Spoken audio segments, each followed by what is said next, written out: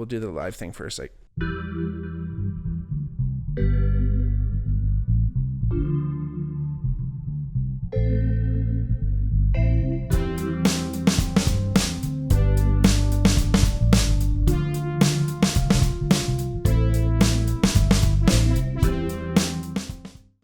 Audio sync up here. Okay. Hey everybody, welcome to the Bigmark podcast. I'm here today with my great buddy Darren Brooks here. Welcome. What's up? We got behind the camera here, we got Christian Aubin and Jack Williams joining us in the peanut gallery over here, saying what up. So yeah, we're getting after it today. It's kind of been a long time coming, trying to get Darren on here. We were all kind of just shooting the shit before, getting to know each other a little bit. Darren hasn't met the boys here, so it's always nice just kind of, chilling, talking about stuff, saying what up. Yeah, it is nice talking about stuff. You know what I mean? For sure. Anyway, yeah, so we're just we were talking about a little bit. Darren and I were just sitting here before, and we were kind of, talking about stuff, and you always kind of want to save all the good stuff for the podcast or whatever, but we were just talking about all kinds of things, like so we used to work together, Darren and I used to work together. Hey, Darren and I used to work together. It's no longer Sober October, folks. I did a Sober October recap, actually, I was telling Darren about, and Darren is a recreational user of the weed, of the cannabis. I do use the weed. Yeah. Nice. Yeah. And when I was talking to Darren, because we were just so like I was saying before, we used to work together. We were personal trainers together at Momentum Fitness in Hamilton. Worked together for what, like 2 years, year and a half. Yeah, probably. Yeah, something like that. Years. Not always in the same location, but right. Mm-hmm. And so anyway, we've always kept in touch afterwards. I left there and then ended up at Sean and Ed's, where I am at today. And over the Sober October, I kind of called up Darren and said, hey, like, let's work out a little bit, because I knew I was gonna be just needing that little extra boost. And it's always nice as a personal trainer. I kind of knew one of the benefits of having that is just, there's that accountability. There's someone there to kind of push you. You took me through a few things that I wasn't usually used to doing. But I remember when we were talking about me doing the Sober October, you were kind of in right off the bat, right? Yep.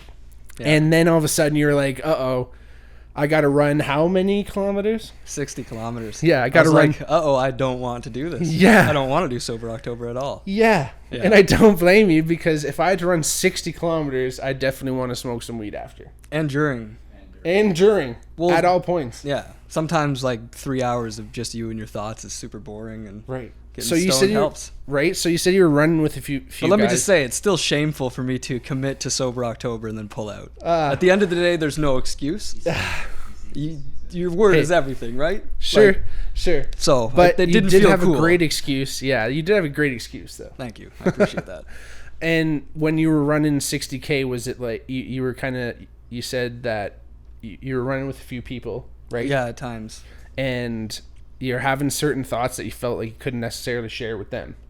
Yeah, and it wasn't necessarily specific thoughts. It was more an experiencing a certain kind of energy and almost other layer of myself. Cool. That felt like I didn't want to expose that to my two friends at the time. It felt like a darkness coming closer to the surface. Ooh, nice. That was being like a Mike Tyson-esque kind of thing. Probably a super light version of that. Yeah. That guy's a madman. So what was it? What was it that was going on? Hard to say. It's hard to say without giving you my life story. Sure. But I think everybody has like an accumulation of shit that they've experienced, and if you haven't like dealt with those traumas, or you haven't tied up some loose ends in your psyche, sure, there can be an unstableness that can happen sometimes. Mm-hmm. And like I've experienced similar things tripping absolute balls on mushrooms, and it seems like and I know I'm being vague. I still don't fully understand We'll what get I'm there talking someday. about. We'll but get there someday. someday. But it's like a deeper, darker part of myself that is worth exploring, but it's kind of scary. It's a lot to handle all at once. Sure. And maybe I don't know. It just seemed like a lot to expose my two friends to. So on the run, I walked and breathed through my nose and collected myself. And Nice. Well, I bring up Mike Tyson because he talked about, Mike Tyson's been kind of going through this resurgence, if you will, not only in popularity, but he's also like kind of like started boxing again. He's fighting this weekend. He's fighting this weekend. Mm-hmm. Yeah. What's today is the 25th. He's fighting this weekend of November. Yeah. Oh my God. Yeah. That's wild. Yeah. So he talked about, I remember listening when he was on Joe Rogan, I remember him talking about like he didn't want to start working out because he was afraid to like unleash the beast or whatever. Yeah, yeah. And that's what I think something is kind of going on. Because essentially like when you're working out and you're like you start to like all your, whether it's thoughts or whatever, all these different things that are kind of keeping you in check, they're starting to go to the wayside because you're like feeling like you're going to die or whatever. Yeah, yeah. And you just like don't have time to worry about like, oh, I can't like say certain things to people, or I like can't like think certain thoughts or whatever, or like again, that kind of darkness stuff, because essentially you're just like fatiguing all those different things that are essentially like kind of holding you together a little bit. Yeah, well said. And it's kind of like, it's when you actually push yourself to that certain point, because obviously it's not just like, oh, going for like a little late jog, you're going to get to this point. It's like you are pushing it to the limit. 2-a-days, I can only assume what possible limits you're getting to at 60Ks. Those guys doing like mad long runs, like even longer than that. Oh, like in the grand scheme of things, 60K is nothing compared to what some of those people do. So what are other guys doing? Like what distances? So what's like Cam Hanes running? I don't know a lot about Cam. I just know his, or like those ultra runner guys. Yeah. Oh, I know Cam Hanes has run 100 miles and stuff. David Goggins just finished second at the Moab 250 or 240, which is 240 miles. Is that all at once? Yeah. Yeah. It's insane. What? Yeah. So I don't know what his for like 20 minutes or something. Sleep. Yeah. I think it depends on the person. Okay. Did you ever watch Did Goggins just go straight through? I don't know. He had to eat it. He had to eat it up. Yeah, and he sprained his ankle, probably on purpose, like we were talking about. Right. Apparently, he sprained his ankle like really early on in the run. He did it, and just definitely on purpose. Probably, yeah. Jumping up and bending his ankle and landing on it. This isn't hard enough. Yeah. But I know Courtney DeWalter, the woman who won the race last year, did it in like 54 hours or something like that, and said she had a 1-minute nap and that charged her up. I guess like you're just going, eh? I wonder when you choose that nap. Like at what point? Yeah, you had. I think she was falling asleep while standing. Sleep. Yeah, you have to be like, if I can't go another step unless I sleep. Mm-hmm. And then I bet after that minute, she felt fucking great. That's what she said. She said it was amazing. That's wild. Mm. Yeah. What did you say? Like 10 seconds ago? It made me think of something. Just read my mind. When like you just get to that point and you just like have to sleep and like you just can't go another step. Yeah, I don't know what I was gonna say. That's kind of what I was just saying, I think, right? Mm-hmm. Anyway, it'll come to you in a second. Just don't think about it. Yeah. Or else send the little guy. So I told these boys before. So anytime you're trying to think of something, whether it's a name or whether it's potentially something you just thought about, imagine there's like a little man in your head. Searching. He's searching through the stacks, these books. Yeah. Right? He's going through this library that is all the different things, the categorical things in your head, and then just send them back there, and then you have to stop thinking about it. This is the trick. You have to stop thinking about the thing, and then let the little man go get it. Yeah. And he'll come back. Cool. So anyway, let the little man go get it, and we'll keep going. Sweet. But like I think again, like Tyson was kind of saying it's his ego essentially. Yeah. That is like being awoken. Mm-hmm. And like, it's really interesting to think that is like, I don't know. I kind of have the view, and potentially throughout the life of this podcast, I'll try and clarify this more and more. But there's something that I think about the ego that it actually helps guide you through the third dimension. So like the third dimension we're in, we're in 4 dimensions, 4th being time, and the 3 being like the visual dimensions that we see, right? Like objects and shit. Yeah. Essentially, you know, as we're going through space or time or like the universe throughout all these different dimensions, the ego is actually our guide in this dimension that is actually going to help us through. Because if we're just kind of like astral bodies, or like whatever our soul or our spirit or our like meat suit body is, it like needs something to kind of tether it to, or you're just going to be like in La La Land. Yeah. And I think that essentially through democracy and civilization, we've allowed that ego to kind of create itself, because a lot of this stuff was like built by like kind of egotistical people. Had to be done. Yeah. Not saying I'm saying everything is good, but it's just in a sense like a visual embodiment of the ego. Totally, exactly, yeah. Right? And then there's like that essentially is our guide through this dimension. So when people are like, oh, like I don't have an ego, or like I'm not saying, like, I think that there's people out there that potentially have dissolved their ego. Yeah. And that they're like monks, or they're like super enlightened wherever they are, but like you're not gonna be rejoining us. Yeah, like exactly. in society, right? I think having a dissolved ego is a full-time job, because the moment you're exposed to other people's ego, if you're not ultimately rock solid, you're going to get triggered, and then you're just as dumb as the rest of us. Well, it's not going to be congruent with this reality, right? Because you're just going to be like untethered, like I was saying.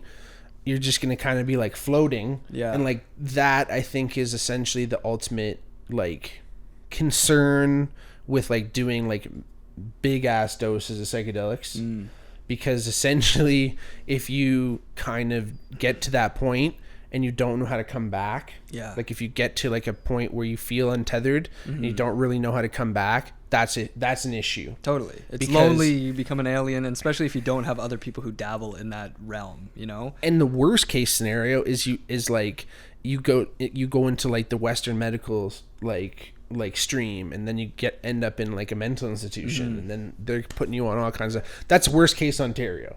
Like, don't get me wrong, that's the worst scenario. Yeah. But that's like, again, you know, you got to know about this stuff, right? You got to understand that there's these scenarios, but it's on a continuum anywhere in between the best thing ever and like the worst thing ever. There's all the different possibilities.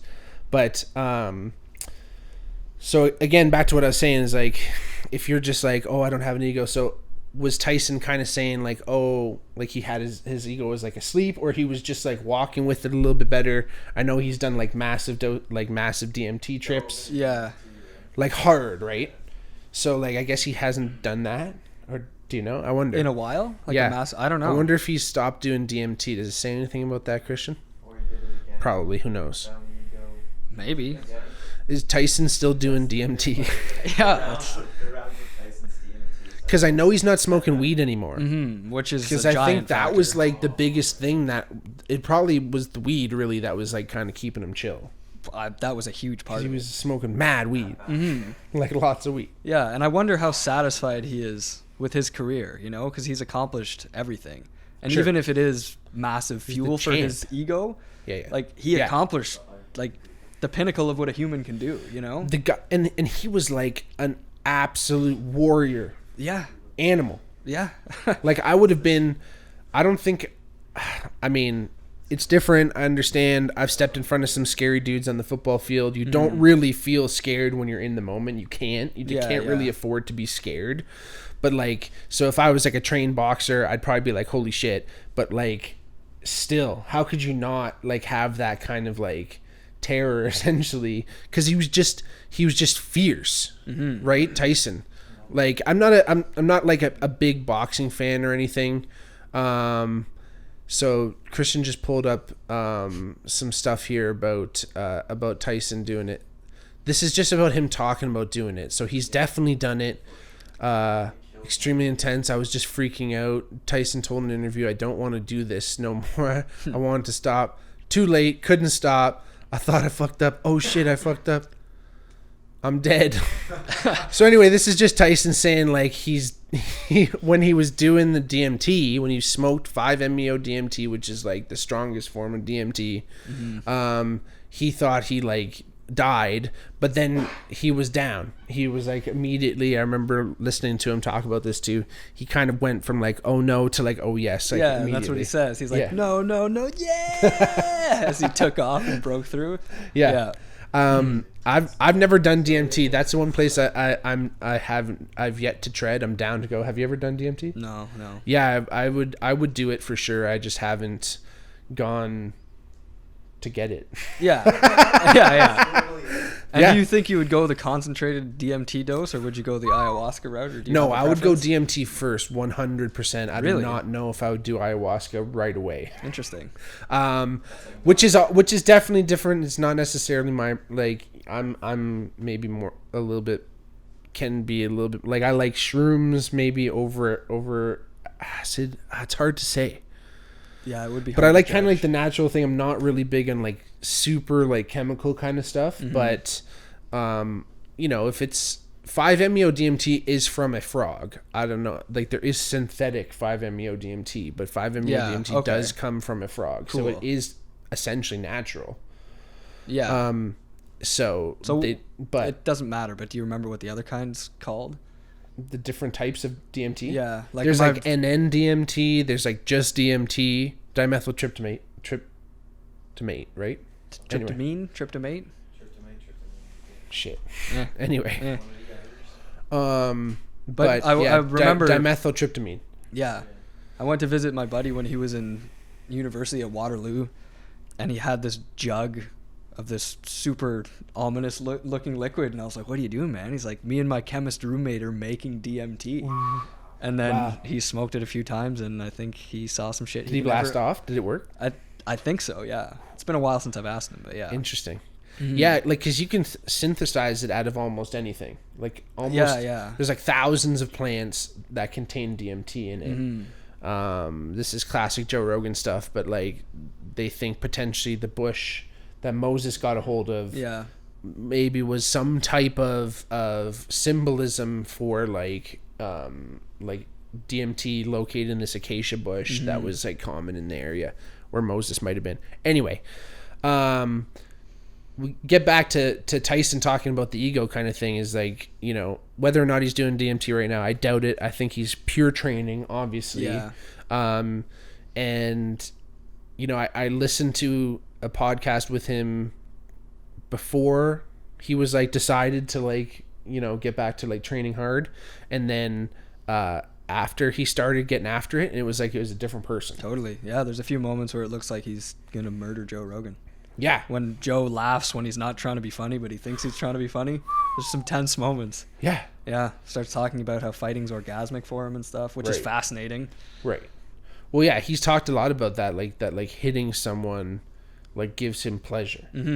Which is a cool thing to admit. Sure. Because it's like, if it's justified, it's enjoyable to punch somebody in the face. Sure. Like, it's usually not appropriate to do that, but when you have the green light to punch somebody in the face, it feels pretty good. So do you like? I know you like MMA and stuff. Are you into boxing? Like, did you get into that, or did you ever box? No, I've done some. I haven't sparred before. Like, I've messed around with buddies and stuff. But yeah. Just wondering. I don't really follow that. I definitely don't follow boxing. But I've wanted to do it for like exercise. Yeah. I would highly recommend it. And even though you're not hitting another human, it's still super satisfying, the impact of hitting a bag. Yeah. Well, that's really interesting. Like, cause before we like created weapons, we had to like fight with our hands, right? Yeah. So like how long was it just like that we got used to just smoking people, just like punching people? Like how for how many years did we get really efficient at like punching people? Yeah. How many people got punched to death before we invented some kind of weapon? Yeah. Or like, did we like pick up a rock like really quick? Yeah. Probably. You know what I mean? I don't know, but that's the thing, right? Like, but like, who knows, right? Like, cause even monkeys and shit, like it takes some like, although I did hear that monkeys might be like entering the Stone Age. I've heard that too. I haven't looked into which is like odd. Have you guys heard that? So like as Homo sapiens kind of like evolved and went through like different ages, they're thinking that like chimps and like lower hominids or whatever they call them are like entering into like the Stone Age. So like they're starting to like use tools and like use stone. Yeah. They're like getting rocks and stuff and like building sharp shit with rocks. Yeah. So like, which is so trippy because like the humans have had to evolve from there. Yeah. And we're probably still evolving. Yeah. Like, we definitely are. Like, we're not going to be Homo sapiens forever. Eventually, we're going to have some next level cognitive breakthrough. Yep. But why wouldn't that be happening to chimps? Right. They're just behind us a couple. 100%. Yeah. They're just on a different branch of this tree that Homo sapiens somehow ended up on this one path that gave us bigger brains and all this stuff, and like we just ended up whatever, maybe we ate mushrooms at some point. Whatever happened, something happened within like 1 million years, the brain doubled in size or something like that. Like a very short evolutionary period, our brain like straight up doubled in size, which is like a huge growth. Yeah. And yeah, Terence McKenna talks about the stoned ape theory, which has been refuted. But it's an interesting thought that essentially some ancestor of ours was like walking through the fields of Africa potentially, or wherever, the lower plains, and like were like turning over cow patties to like try and find food, and there was like psilocybin mushrooms there. And like they got to this park because the idea is that we came from like Africa, and like if we were like walking through these plains, we came to this area where there wasn't a lot of food, and all there really was these mushrooms, and like literally you're eating so many mushrooms that you're full, right? It's like kind of like Jack Black in Tenacious D in the Pick of Destiny. Yeah. You're eating that many, and like I don't know if it's necessarily responsible for the growth of the brain, but I think, and this is what also Terence McKenna says, is that it like gave us an idea of like God. Because we were just like bombarded with these like major images, probably like these apes essentially. Like who knows what they were saying? They were tripping, right? Like, and like a lot of animals like trip out and shit. But I'm talking literally like potentially a few decades of just like subsiding off mushrooms, like psilocybin mushrooms, and like why like the very, very interesting thing, the old mushroom. Yeah. But anyway, we're talking about like from there evolved into like potentially punching each other out, and then the Stone Age starts coming, and then we enter like the Iron Age or whatever, and the Bronze Age and all those different things, and we start making fucking weapons. But like crazy, just like punching someone out. That's it. Like that's all you have. Yeah. Right? Yeah. Just like absolutely. And like Tyson was like came up on the streets, man. Customato got a hold of him when he was like 13. Yeah. And like hypnotized him. Yeah. Straight up hypnotized him.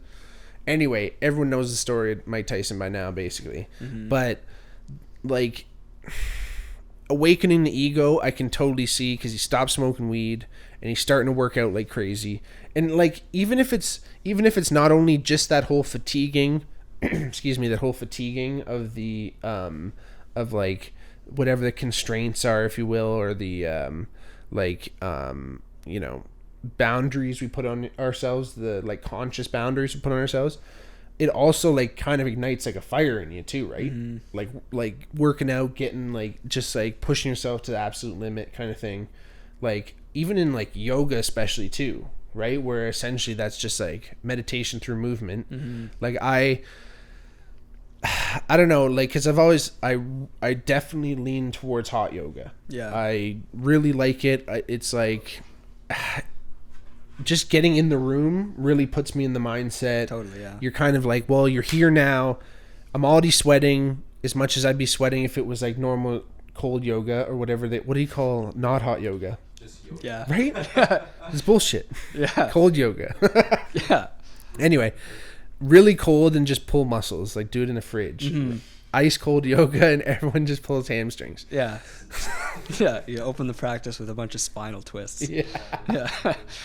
Anyway, normal yoga or whatever, I usually sweat buckets anyway, so it's honestly super nice to do hot yoga because everyone, including the instructors, usually sweating too. Dying, yeah. So I just get away with it. And I'm melting.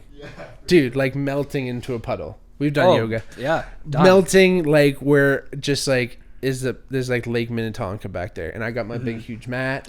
Yeah. I have a big mat that's like extra big. Obviously, you need to have a big mat for Bigmark because the small mat's bullshit. Honestly, my shoulders are like wider than the normal mat. So like the you're small supposed to mat put is stuff- a bit small for me. Yeah. And I'm a very normal sized person. Right? You're what, 6'5"? 6'7". 6'7". Yeah, and Yeah. wide. But even when you do like frog kind of pose or whatever, and like you gotta like spread your knees out a little bit, like my knees are way off a normal mat. Gone. Yeah. They're not even on the mat anymore. Yeah. But And then with you're the slide, it's slippery, nice. so then you're fucking sliding on the you're floor and tearing your adductors. Oh, you're done. Yeah. You're done. But the wide one's nice. Anyway, but I have literally felt like that there's like heat in my hands kind of thing. Yeah. Like honestly, like I'm holding like kind of like Dragon Ball Z style, like holding two kind of like flames. Yeah. And I swear that's like some kind of like prana or whatever. Yeah, I believe that. Right? If I'm meditating for a long time and I have my hands open, sometimes I feel like, and maybe I'm just imagining it, but it feels like there's something in my hands.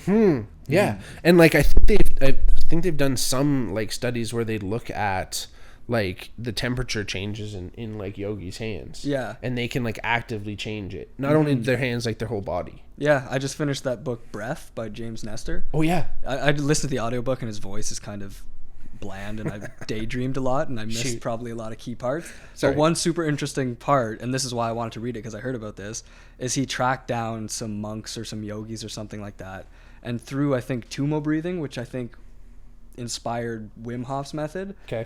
Certain people, and this is worth looking into because I don't remember the specifics, could change the temperature of each individual finger with their mind.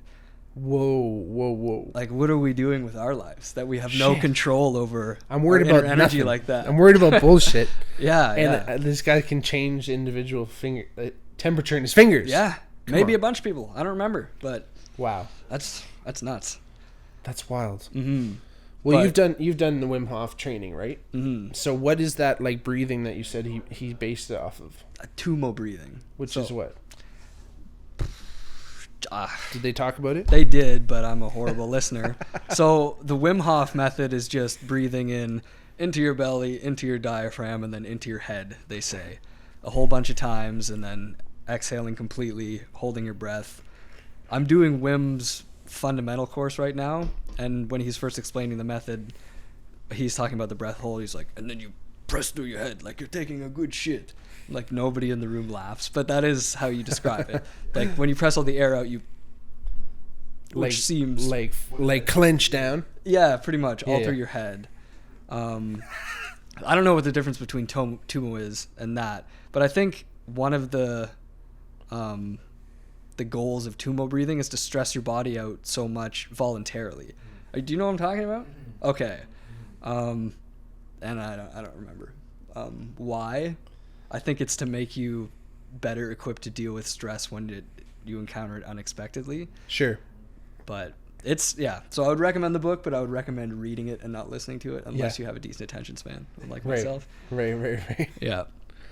Yeah, so really that's again like talking about that energy kind of thing and like, you know, whether you can control it or not or and through like back to that whole yoga idea too is like just like through pushing yourself to the limit. I think again like it's weird, and this is where we kind of come back to the whole ego. The ego is kind of like this guide, is that you know, when you get to those, you know, those deeper layers, when you push yourself that far, you know, certain aspects of things kind of like slough away, right? Yeah.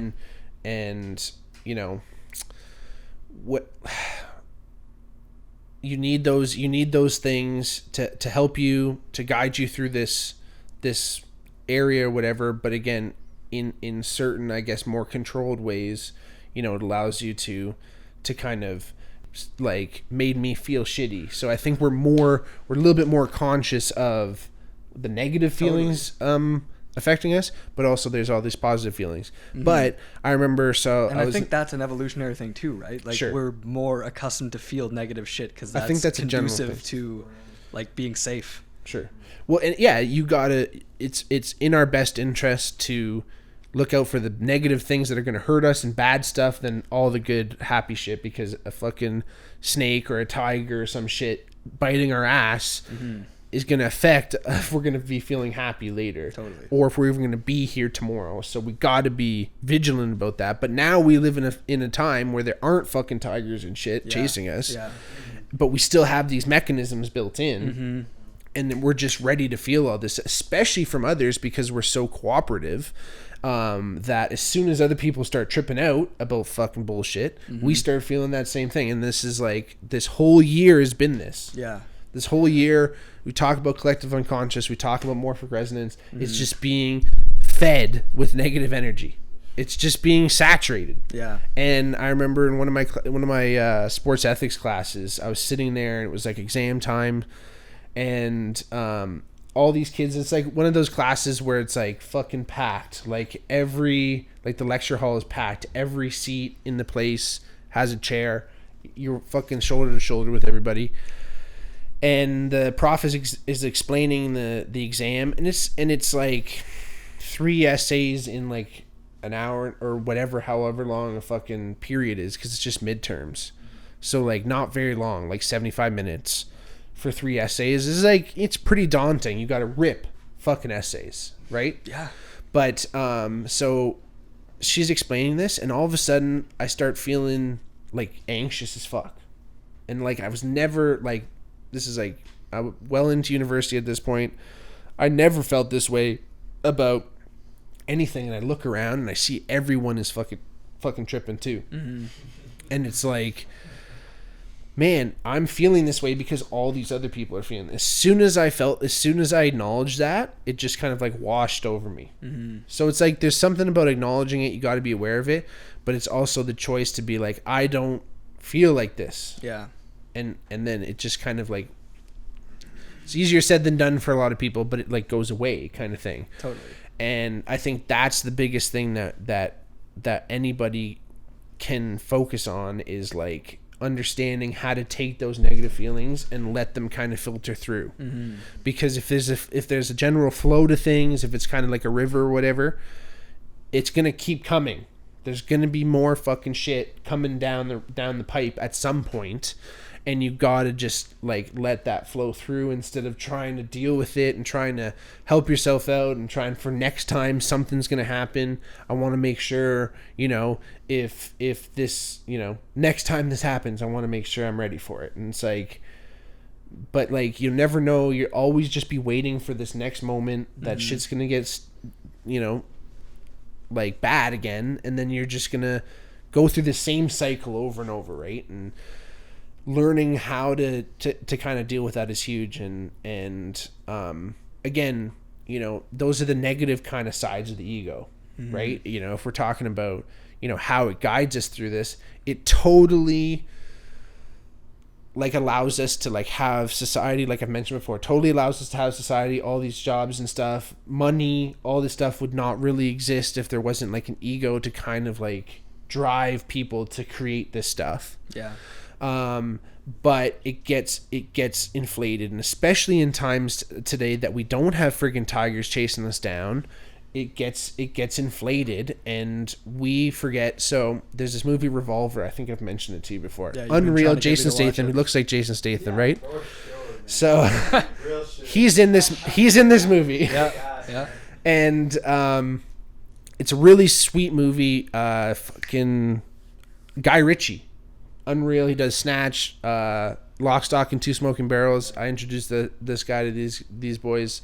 Unreal director. He's done phenomenal movies, but this is like one of his like kind of more indie movies. They didn't really like, it wasn't in as far as I know, it wasn't in theaters. Wasn't like one of his big ones. Yeah. But he called at the end of the movie, anyway, you should watch it. I don't want to actually give anything away. It's a sweet movie to watch right now, especially with all this Queen's Gambit stuff going on. People are into chess.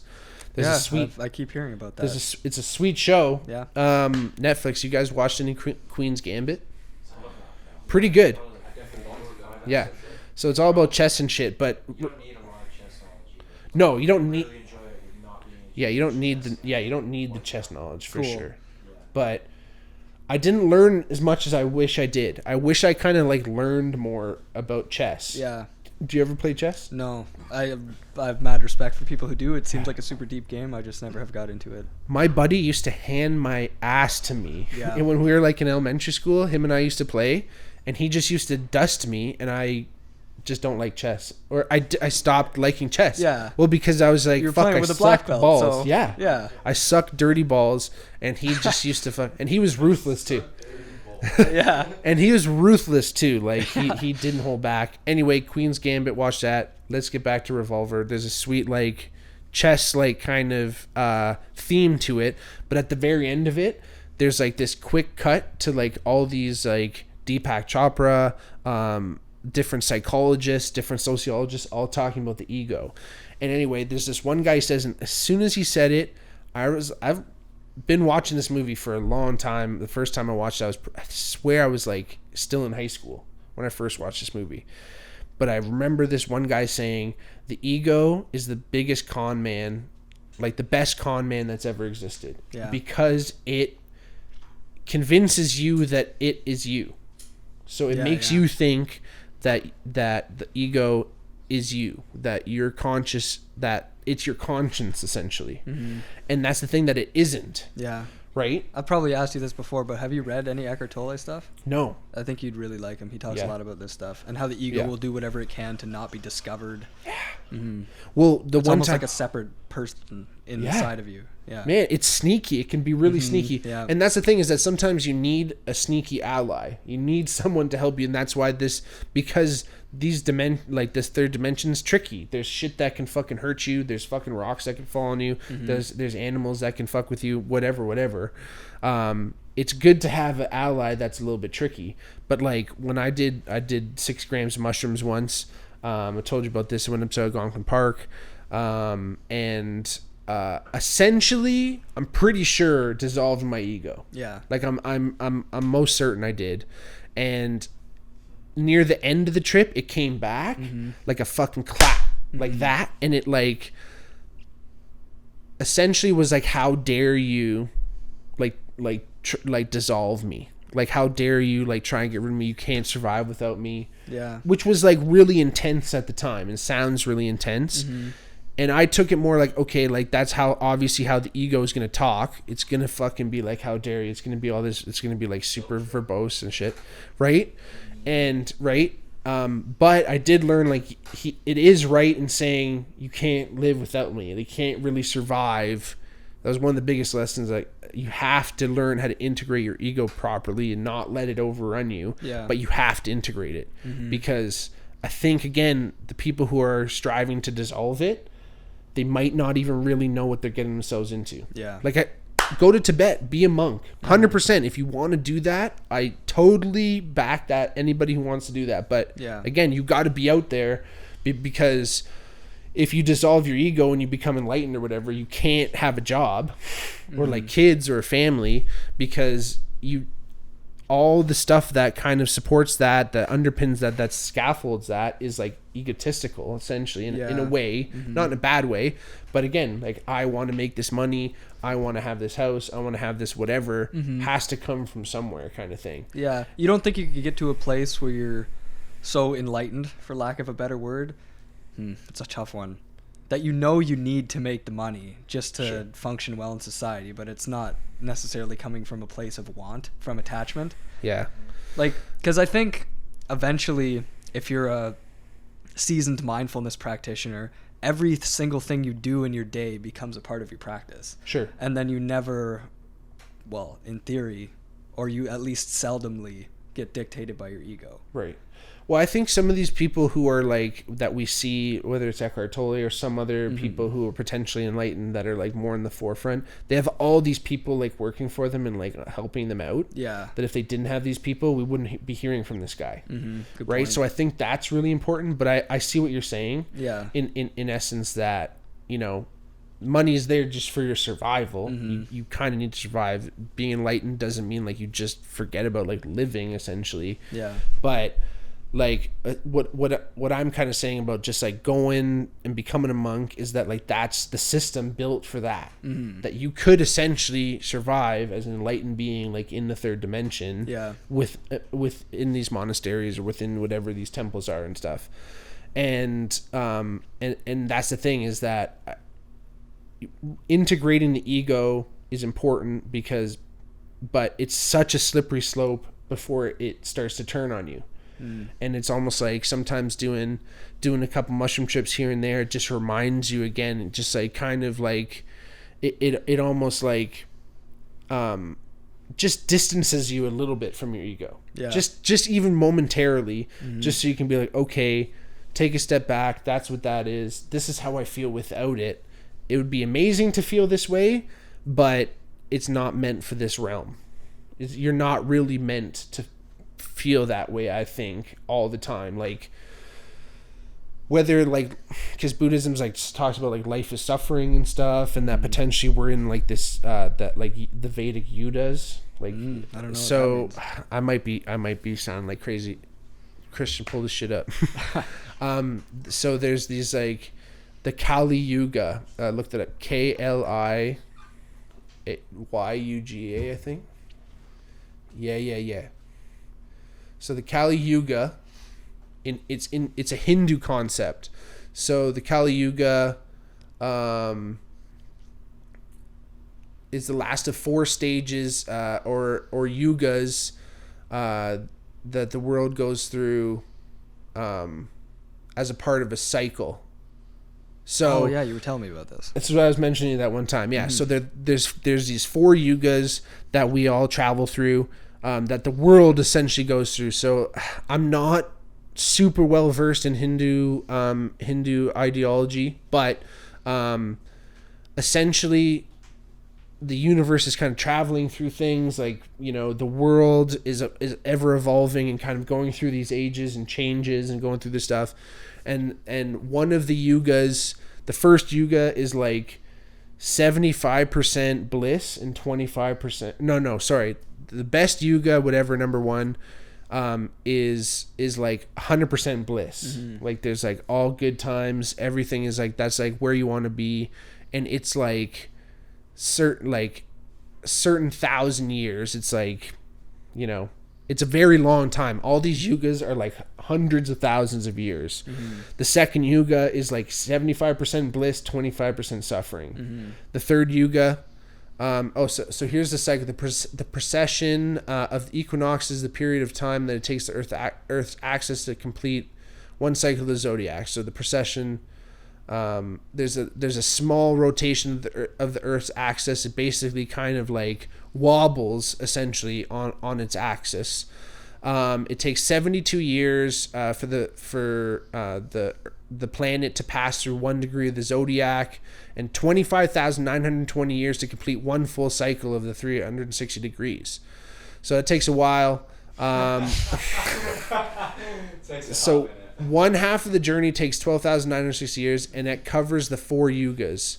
The Satya Yuga lasts 5,000. Oh, I was way off with the 100,000s. My bad. It's still thousands of years. But anyway, the Satya Yuga lasts 5,100 years, and that's the one that's like pure bliss, good times. The Treta Yuga. Hold on, go back to that, Christian. Yeah. Just sit there. The Treta Yuga lasts 3,888 years. So that's the one that's like 75% bliss, 25% suffering. The Dwapara Yuga lasts 2,592 years. That one's like 50-50, kind of suffering and bliss. And the Kali Yuga is 12,900, and that's the one that we're in right now. Sick. And it's like 75% suffering. Sick. Yeah. And we're in it, like we're like 1,000 years in or something, like not even. like 800 years in, like we're deep. We're not even like close to the end. Yeah, that's interesting. Going back to what we were talking about having like too much instinctive reaction when there's no tigers and shit around, you know? Yeah. We haven't been away from that level of danger on a regular basis for that long. Yeah. So we have almost too much resources to be expended and not the right shit to spend it on. Well, again, you know, it kind of leads back to like how far we can push ourselves, and once we push ourselves into these like ultra athletic realms, it just releases these instincts almost. Yeah. Right? Like it's even like I've never been hunting. Have you ever hunted? Apparently when you're hunting, it also like releases these like again, I can't put a better word than instincts. Yeah. Where you just like are like feel like these inner drives to do certain things. Like, because we definitely have some of those things. Like there's no doubt that humans have certain inner instincts, inner drives, innate characteristics, innate traits. Like how does a newborn like horse know how to walk like almost instantly? Like you know, certain birds, how do they eventually learn how to fly? Like there's certain things that are built into you to actually achieve. And I think, again, you know, it comes back to that environment thing too, right? Like when you put yourself in certain environments, you start to release some of that stuff. I know kind of as a former athlete, like I'm all about like when I enter a building or when I enter a certain place where I'm about to do work or sport or whatever, that actual process of entering into that environment is such a big part of just like the mindset, just like the eventual outcome of whatever I'm doing. Like home games, again, when I was playing football, home games were huge because you were super comfortable, you knew where you're at. Away games, it's just it's a whole new environment. Yeah. But at least you're there, what you're wearing. Like I'm always like all about like a uniform essentially. Like I always have like, this is what I wear to work out, this is what I wear to work, this is what I wear to like chill. Like I don't usually just like wear something that I would chill in to like work, because not only like I don't want to fuck it up, but like it's just like this is what I wear to do whatever. And again, I think that probably it comes maybe a little bit from sport, because like you have a uniform on, and once you put it on, you're like, okay. And even like practice, you have like a practice jersey. All right, this is for practice, this is for a game, away, home. Like you have certain things like the feel too, like the physicalness. Totally. Right. Yeah, and that's mindfulness too. It fits different, you know, like the game day jersey always felt nice and tight. Mm-hmm. Oh yeah, and that's mindfulness essentially, right? Is being aware of all those different things. That as you're putting that on, this is how it's bringing you into this moment right now. Totally, yeah. Right. Yeah, And it's the same in the jiu-jitsu change room. Like when you're putting your gi on and tying your belt, then you're just 100%. Yeah. Crazy, It's Why do you exactly think the that? same. Yeah. Why do you think you have a belt that you have to tie super specifically? Right. It's not just like you're gonna put a fucking knot in it. Yeah. You have to do that. I don't know what it is. It's like a special knot, right? Yeah, I don't know. Right? What the history is. What did you behind do? it, You did some Yeah, I did karate, judo too. judo, Cool. Yeah. Sick. It's like throwing guys jiu-jitsu. around. Yeah. There's like a tiny bit of judo in jiu-jitsu, but all jiu-jitsu guys suck at judo, or most of them. So if somebody who's actually good at judo comes in, they're just launching people through the air. Yeah. Yeah, can you tell me actually about the hokey and stuff like that? About how to tie the. Like you just run like what? Like do you know any like science behind that? Like No. I'm just curious. No. Like where did it stem from? You know, like. It's a good question. It just looks clean. Like if you tie it in a shitty knot, it doesn't look good, and But- maybe your but I gi won't think- stay closed. I don't know what the history is though. This is my theory, and I'm super far away from this, but like that, it's just putting you in that mindset. You're doing something so specific that you would never do in any other fucking part of life. Yeah. This is now putting you into this moment that you're gonna go flip somebody or whatever, choke somebody out, or like whatever you're gonna do. But like that's the thing, like, you know, because that a lot of those Japanese martial arts comes from like samurai and stuff, and like actual warriors that, you know, they had gear, they had mad gear. Yeah. And I think that every little piece of that, like even like again to the gi, which is like pretty simple, you know, it's something that you're putting on, you know, even in other sports too, where you're putting on a certain amount of equipment. Yeah. You're like each strap, like you put most of the time, like so one of my roommates in university was a hockey player, and he always like he would ask people like what shoe they tie up first kind of thing, and it would be like something how he could like judge if they were cool or not. I don't know. It was something weird, but that was like a hockey thing because he would always tie up his laces like a certain way. Yeah. And always put on his stuff, and again, it just becomes this like routine, and that's the weird thing about humans too is like we have like traditions, we have rituals have rituals, right? Mm-hmm. And there's so much of that just becomes like entwined in these certain things we do, right? Like whether it's sport, and again, martial arts definitely gets more into that kind of traditional aspect of things too, right? For like sure, because like not that martial arts hasn't evolved, but it's basically like ancient stuff, right? Like how old are some of these, like thousands of years, right? Would you say? Some of them for sure, yeah. So they're basically, they have this stuff and it's been a tradition and they want to uphold it. They don't really want to like change it per se, right? Where more modern sports, they're kind of always evolving. A lot of like older traditions are kind of getting thrown out the window, like whether it's in basketball or in football or whatever. It's just taking fighting out of hockey. Sure. Well, that's what I mean. Like they're all those more modern sports, they're way more apt to change them. Yeah. And that's where I find martial arts is really interesting because again, it's not necessarily like outdated. Maybe certain martial arts maybe aren't necessarily practical anymore. Probably. Like, well, maybe not compared to other martial arts, but it's hard to say. I mean, I guess it depends on how you're using it. Mm-hmm. Like, I think if you know any martial art, you're going to be better off than if you didn't know a martial art, even if it's practical. The shittiest martial art. Sure. Not that I know what that would be. Sure, but, exactly. I heard people chirp karate a lot. I hear that too. But if somebody knows how to throw like clean karate strikes and if you chop someone in the neck, man, you're fucked. Your life could be different forever. Sure. Yeah, you could friggin' hurt someone, man. Oh shit. Sure. Yeah. But that's like, yeah, shoot, you got karate chopped. Someone got chopped. Yeah. But like even like again, I have very cursory knowledge about martial arts, but I understand you kind of like bow or whatever before you like go on the mat and stuff too, right? Like that's like super interesting. Where there's some of that stuff still kind of goes on with more modern sports, like for sure. I think I did some weird shit. Like as soon as I'd run on the field, like I'd touch it or something.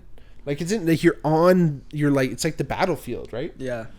And you have to like respect it, right? And I think that's another thing huge too with martial arts is like there's a respect. Totally, yeah. Right? You can just feel it in the atmosphere if you're around a bunch of like seasoned martial artists. And a lot of guys that are deep into martial arts are like they don't have really big egos too, totally. Right? Like, and I think that's a thing where you have to get to that point where you're charging yourself up. You're getting to that point where we were talking about pushing yourself to the limit, releasing that ego, and then it's like kind of Jordan Peterson-esque where you're releasing the dragon and then you got to slay it. Cool. Right? Because there's like certain stages of it, and I think Tyson kind of exists in like, I just want the beast out at all times. I don't want to slay the beast. Yeah. I want to use the beast to punch people's head off and make millions or whatever he does. Yeah.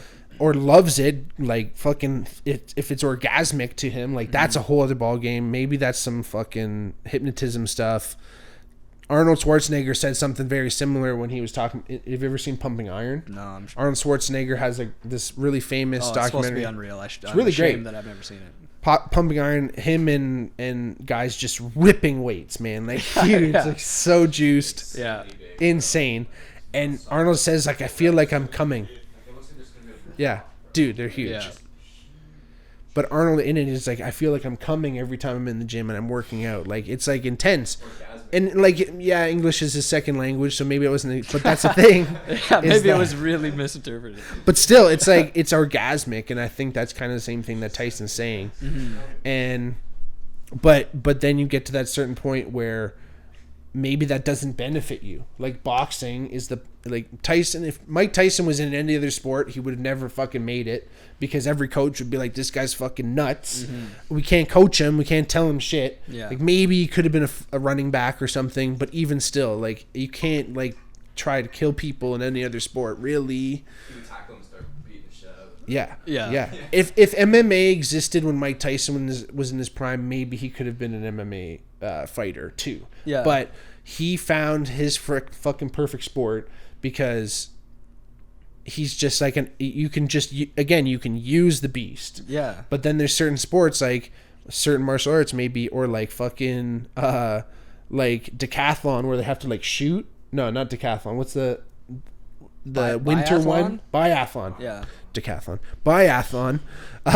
Where you have to like cross country ski and then shoot. Yeah. And that's a crazy sport because like you're really like your cardio, you're super anaerobic, like you're ripping, or you're aerobic, sorry, you're super aerobic ripping, and then all of a sudden you have to stop and like control your heart rate and like bring yourself down, right, to aim and shoot at this little fucking target. I think it's super interesting. It's super interesting. It's right? It's such a random thing, but it kind of makes sense. Super random. Are you looking at biathletes? Yeah. Oh shit, it's not called. Yeah. It's super interesting, but that's the thing that people don't really, look at these guys. But that's the stuff that you don't really think. You like, I remember watching this as a kid going like, what the fuck? Yeah, what are you doing? Who cares? This is what, like, you tune into the Olympics at 3 a.m. and the biathlon's Oh, on. yeah. They put it on the off times for sure. For it's sure. not prime time. Yeah. But it's nasty because they fucking rip skis, and then they have to shoot standing, they have to shoot prone. Yeah. They have to shoot, right? They rip. And then they have to fucking shoot, and it's all about heart rate control. Yeah, which is pretty amazing. Right? Yeah, and this is heart rate control, and this is the opposite of like what Tyson would want, right? Yeah, where you have to control that. So again, these guys are getting to the point where they're releasing the beast kind of thing, and then they have to fucking control it. Yeah. And that's like the next step, right? And that's like transcendental in a way, like where you have to think in this other realm where it's all about control instead of just releasing the beast and just like kind of like holding on for dear life. Yeah. Right? Where again, just certain sports kind of, There has to be some element of control with even Mike Tyson though, because it's not Sure, like sure. he just throws wild flailing punches. Oh, that's He's not like what I the mean. Crispiest. No, I know. I'm Yeah. just thinking it's like, I just wonder. We'll never know what goes inside his mind when he's in the middle of a fight, but there are decisions being made and stuff, you know? Sure. Yeah, I just mean complete mindset. Complete inner, not necessarily outer action, complete inner mindset and how your ego works, that you're just like fucking nuts. Yeah. Like you're not thinking like, yes, Tyson has a way and he has a plan and he's like executing a plan. He's reading his opponent and doing this and that, but that's part of the sport. Yeah, yeah. So you trained that to be just like part of you, but your mindset is something where you can just be like, I'm just gonna fucking let it rip. And like sometimes, like when I played football, some of my teammates were in that zone. Do not get me wrong, some of my teammates were in that fucking zone. Yeah. But I couldn't really be in that zone because I had to think about a lot of shit as an O-lineman. There's fucking checklists. There's all these different people you got to check. I couldn't be like nuts because I would forget about a guy over here. I'd be like, whatever. I wanted to just kill this guy right in front of me. So I didn't care about the fucking blitzing linebacker or whatever coming in. Yeah. And that's the thing, is that you got to kind of pick and choose, and it's interesting where you can kind of look back on like how psychedelics could actually benefit athletes, is that you actually get to feel that separation of the ego, what it's like without it, identify it, feel it come back in, and be like, okay, this is how I'm gonna kind of understand things going forward, and learn to control the ego essentially a little bit better, right? But that's something that's not necessarily always a part of things, but that's how I see a benefit for all kind of psychedelic use, is that you really get to understand the role of the ego, because people don't even really understand that they have it, right? Until essentially you separate yourself from it. You don't fucking know, right? Like that there's this, you think it's your conscience or like whatever. You just think it's kind of like, this voice in your head. Yeah. But it's actually this thing that's not really you. And yeah. Yeah. It's the accumulation of all the conditioning that you've ever experienced, right? It's what you think other people think you are. right? Yeah. And that's impossible to validate, Mm-hmm. right? Because you can't think, or I don't know what you're thinking. Even if you told me, there's probably some portion of that you couldn't actually put into words. You couldn't articulate. You didn't want to articulate. You didn't know that you couldn't articulate it. And then the other side is that I didn't understand it. I misinterpreted it. Whatever. Like I'm kind of fucking, like I'm commanding the room or whatever.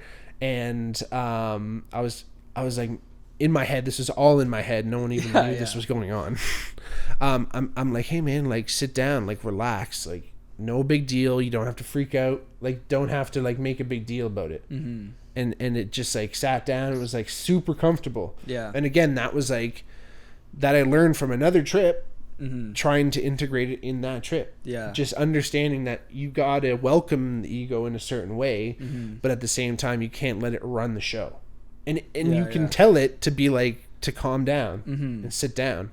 Right? It's kind of like and your ego, when it does inflate, it is like a balloon. Yeah. It's just a big, but it's so thin you can just prick it with a small pin and it'll blow up. Yeah. And but that's the thing. What is the voice that's telling the ego that it can come and sit down and chill?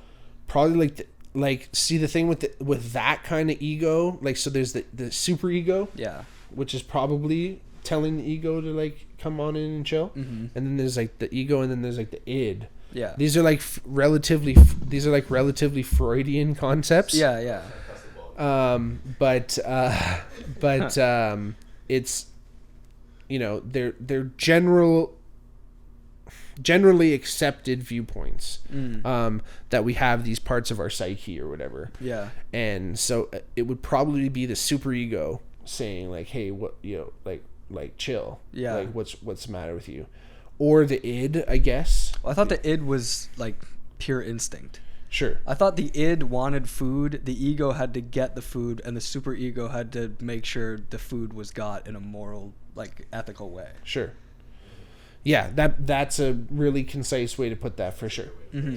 So, but that's the thing is where I start to question is, in the psychedelic trip, have you removed the superego as well, and then you're running on the id, or have you removed the id and you're running on the superego? I just don't know. Yeah. But yeah, because you need you need the superego. Sure. Or else people are gonna get killed. And, right. Yeah. Right. That's the thing. Yeah. But if you've dissolved the ego, it's gone. Yeah, you kind of are left with this like whatever the superego is too, right? Like what is that? Mm-hmm. You know what I mean? Is that like our spirit potentially? Yeah. It's superegos. It's even the concept of the ego and the id. They're very clinical psychological terms. They're dry. Yeah. They're not totally encompassing of what they actually describe. Mm-hmm. And so again, like if the superego is like potentially the spirit, you're dissolving these other feelings, the id and the ego potentially. I could be speaking out of turn, but anyway, and you're left with this, and you're just like, you can observe from that vantage point. It's a perspective changer. Any type of psychedelic really just changes your perspective, even your own perspective, right? Because heard a really cool analogy about doing psychedelics is like, so imagine like a ski hill. Mad people have gone down it all day. There's all these different runs, right? It's all kind of carved in. If you go down, you're probably gonna like follow one of these runs, right? Yeah. But doing psychedelics is like an avalanche came down and smoothed everything out, and now you just have any choice to go down this hill any way you want. That's cool. And eventually the grooves will build back up. But then you do some more psychedelics. Yeah. And then I've heard a similar analogy in the context of neuroplasticity. Sure. Like the reason why you keep going through the same patterns is because those are the ski hills that you've been down them a million times and they're smooth. And the reason why it's so hard to make a new pattern in your mind is because that's the equivalent to barging through a whole bunch of snow and forcing your way through. And neurons that fire together wire together. Classic. That's a classic one. Yeah. But again, you know, just smoothing that out, giving your mind some new options, it becomes a little delicate because you gotta point yourself in the right direction at that point. It's a crucial point where you got to make sure you're heading in the right direction because you've kind of cleaned the slate. You want to make sure, if you do have some plans, get back on those plans because you don't just want to kind of drift away. Again, these are the things that, our society and life and just general human living just puts us in these certain patterns and these certain things that we want to follow. And some of them are really good and then some of them are bad. And I think that's the thing, that it's tough to sometimes kind of parse all that out. But I think, again, relatively responsible use of psychedelics allows you to go down that road and just kind of see what it's like from that vantage point. And, just again, that little separation away from the ego kind of thing is good. Again, don't want to sever things with the ego, but again, that little separation, just where you can kind of be like, hey, even for your own ego's sake, to whatever the ego is, what is that? It's so crazy. Yeah. Is it an actual other entity, or is it just a part of our own thing? Like I say before, this I call it this guide through the where is it coming from though? What is it? Is it just a part of the 3D reality? I don't know. Yeah. That's for another podcast. Sometimes I'm up at night and I can't sleep and I think about shit like this. Yeah. Right? And that's the thing, is that what are these, where do these things come from? But if we learn to integrate that properly, it just kind of makes things easier, because again, we talked about it earlier. When you're feeling the feelings of others, that's because we're all one. Essentially, everyone is one, and we are them, and I am you, and you are me. But it essentially, we just forget that is a good thing. Yeah. Right? We forget, and we start to convince ourselves, and probably this is a side effect of the ego. We start to convince ourselves that we're these individuals. And then we start to go, oh, why do I feel this way? Why is this person bugging me? Even though that person is a reflection of yourself. Yeah. And you're a reflection of them. And the person you see on the street asking for change is a reflection of you. And you would never drive past that person if you truly believed and understood and remembered that person is you. Right? And all this separation in the world wouldn't exist, and all this craziness, if we all just realized that we're experiencing this human experience together.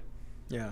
And if we're part of this giant consciousness that's trying to evolve and continuing to evolve and trying to continue forward, that every move we would make would be in the best interest of that consciousness. And if it's potentially made of love, the universe resides in this love state. Any kind of choice between love and fear, you got to go with love, right? And that's probably a pretty good place to stop this one. Cool. Hey, what do you think? Yeah, that works for me. Choose love. Yeah, fuck yeah. Choose love. Right on. Yeah. And if you're ever getting bummed, just shave a handlebar mustache, and it makes everything 20% funnier. That's it. Happy Movember, everybody. Yeah. We'll talk to you soon. Peace. See ya.